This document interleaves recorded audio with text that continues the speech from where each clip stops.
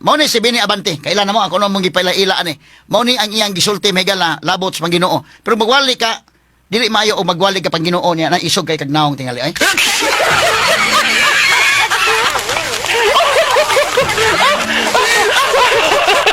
Ginoo gyud kay naa sa imong kasing-kasing ani kay kining klasiha be ato paminaw be. Paminaw to ako no. Sige ko no names be. Be.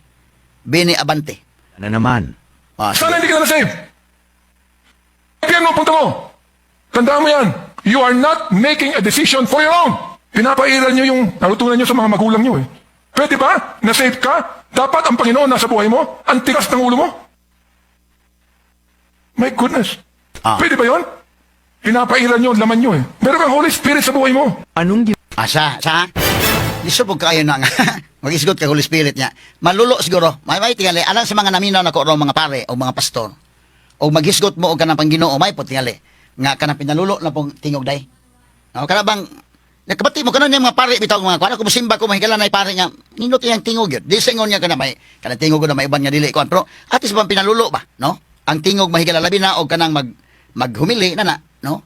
Kay lahi man ning kay isog ba sa nimo hisgot og Holy Spirit? Dili mo sud ng Holy Spirit aning isog kay ka.